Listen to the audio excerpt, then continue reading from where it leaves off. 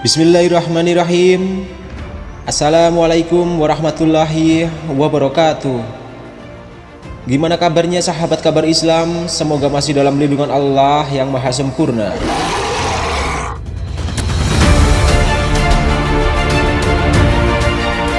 Ini adalah cerita Rasulullah Shallallahu Alaihi Wasallam ditemui iblis ketika para sahabat sedang bersama Rasulullah Shallallahu Alaihi Wasallam di kediaman seorang sahabat Ansar. Tiba-tiba terdengar panggilan seseorang dari luar rumah. "Wahai penghuni rumah, bolehkah aku masuk? Sebab kalian akan membutuhkanku."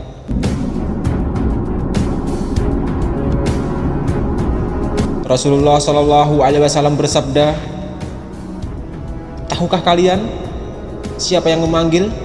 Kami menjawab, "Allah dan Rasulnya yang lebih tahu." Beliau melanjutkan, "Itu iblis laknatullah bersamanya." Umar bin Khattab berkata, "Izinkan aku membunuhnya, wahai Rasulullah." Rasulullah Shallallahu Alaihi Wasallam menahannya. "Sabar wahai Umar, bukankah kamu tahu bahwa Allah memberinya kesempatan hingga hari kiamat? Lebih baik bukakan pintu untuknya, sebab dia diperintah Allah untuk ini. Pahamilah yang apa hendak ia katakan dan dengarkan baik-baik."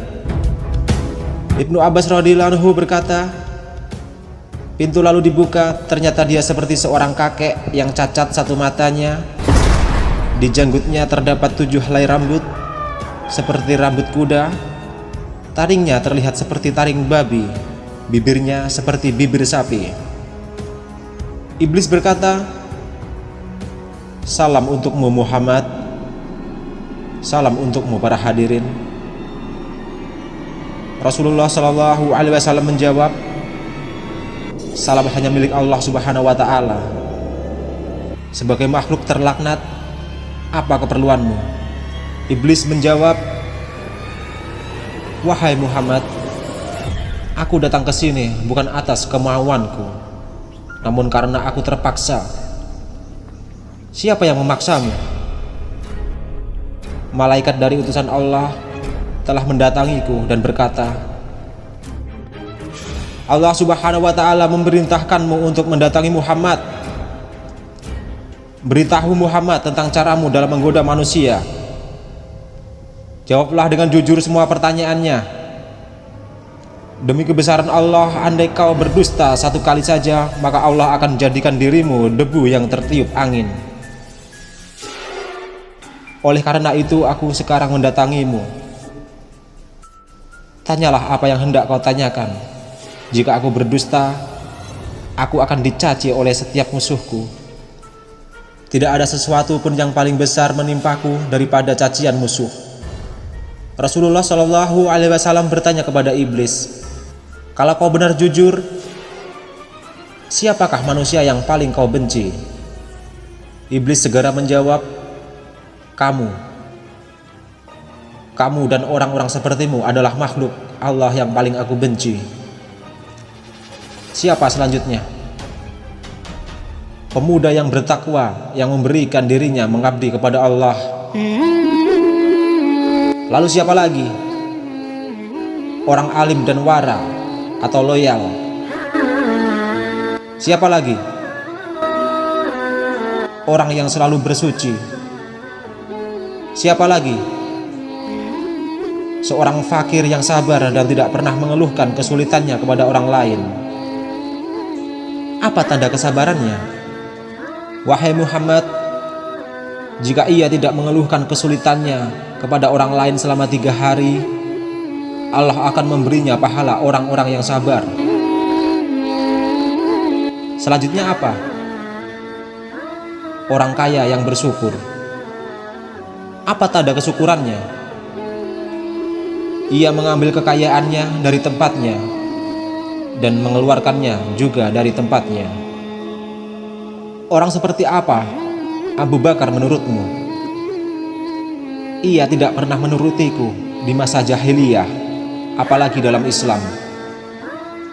Umar bin Khattab, demi Allah, setiap berjumpa dengannya aku pasti kabur. Utsman bin Affan, aku malu pada orang yang malaikat pun malu kepadanya. Ali bin Abi Thalib, aku berharap darinya agar kepalaku selamat dan berharap ia melepaskan aku dan aku melepaskannya. Tetapi ia tak akan mau melakukan itu. Ali bin Abi Thalib selalu berzikir kepada Allah Subhanahu wa Ta'ala. Apa yang kau rasakan jika melihat seseorang dari umatku yang hendak sholat? Aku merasa panas dingin dan gemetar. Kenapa? Sebab setiap seorang hamba bersujud satu kali kepada Allah, Allah mengangkat derajatnya 1 derajat. Jika seorang umatku berpuasa, tubuhku terasa terikat hingga ia berbuka. Jika ia berhaji, aku seperti orang gila. Jika ia membaca Al-Quran, aku merasa meleleh laksana timah di atas api. Jika ia bersedekah, itu sama saja orang tersebut membelah tubuhku dengan gergaji. Mengapa bisa begitu? Sebab dalam sedekah ada 4 keuntungan baginya, yaitu keberkahan dalam hartanya, hidupnya disukai. Sedekah itu kelak akan menjadi hijab antara dirinya dan api neraka, dan segala macam musibah akan terhalau dari dirinya. Apa yang dapat mematahkan pinggangmu? Iblis menjawab, suara kuda perang di jalan Allah. Apa yang dapat melelehkan tubuhmu? Iblis menjawab, taubat orang yang bertaubat. Apa yang dapat membakar hatimu? Istighfar di waktu siang dan malam. Apa yang dapat mencoreng wajahmu? Sedekah yang diam-diam. Apa yang dapat menusuk matamu? Sholat fajar. Apa yang dapat memukul kepalamu? Sholat berjamaah. Apa yang paling mengganggumu? Majelis para ulama. Bagaimana cara makanmu? Dengan tangan kiri dan jariku. Di manakah kau menaungi anak-anakmu di musim panas? Di bawah kuku manusia. Nabi teruskan bertanya, siapa temanmu wahai iblis? Pemakan riba. Siapa sahabatmu? Pezina. Siapa teman tidurmu? Pemabuk. Siapa tamumu? Pencuri. Siapa utusanmu? Tukang sihir. Apa yang membuatmu gembira? Bersumpah dan cerai. Siapa kekasihmu? Orang yang meninggalkan sholat Jumat. Siapa manusia yang paling membahagiakanmu? Rasulullah Shallallahu Alaihi Wasallam lalu bersabda, segala puji bagi Allah yang telah membahagiakan umatku dan menyengsarakanmu. Iblis segera menimpali, tidak, tak akan ada kebahagiaan selama aku hidup hingga hari akhir. Bagaimana kau bisa berbahagia dengan umatmu, sementara aku bisa masuk ke dalam aliran darah mereka dan mereka tidak bisa melihatku? Demi yang menciptakan diriku dan memberikanku kesempatan hingga hari akhir, aku akan menyesatkan mereka semua.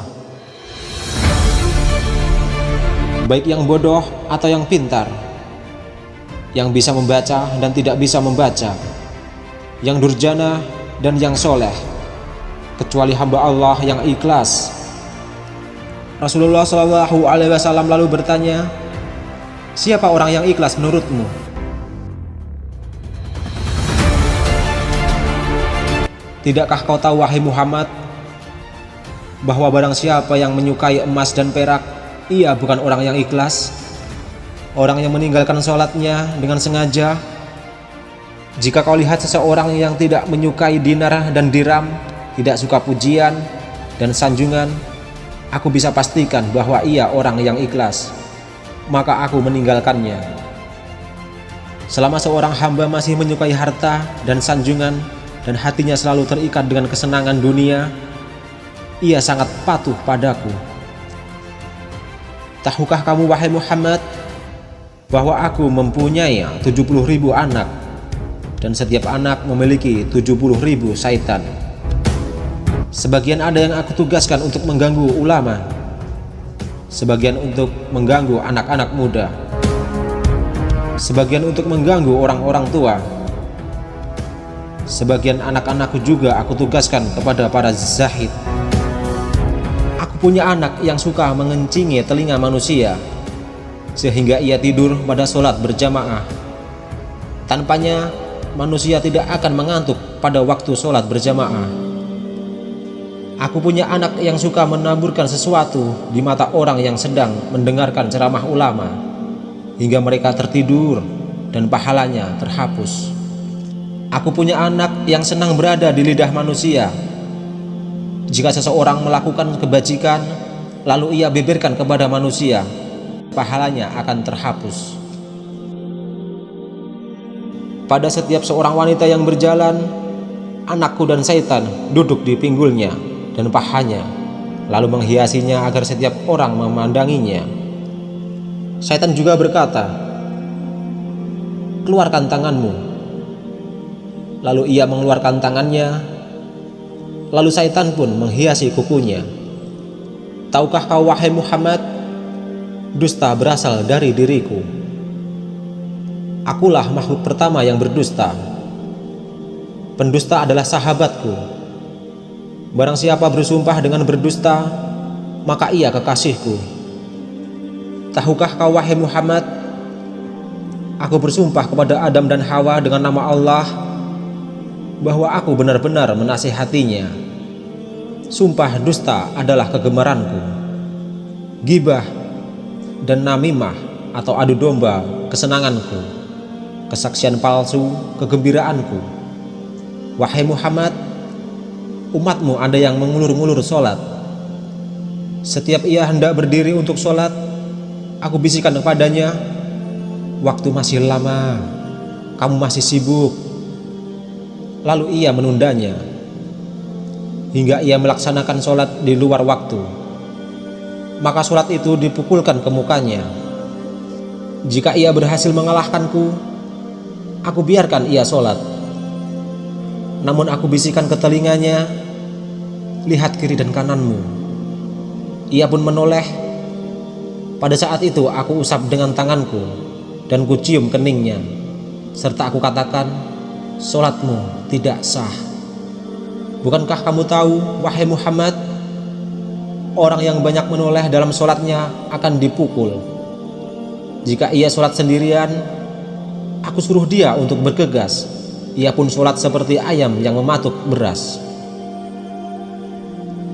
Jika ia berhasil mengalahkanku dan ia sholat berjamaah, aku ikat lehernya dengan tali hingga ia mengangkat kepalanya sebelum imam atau meletakkannya sebelum imam.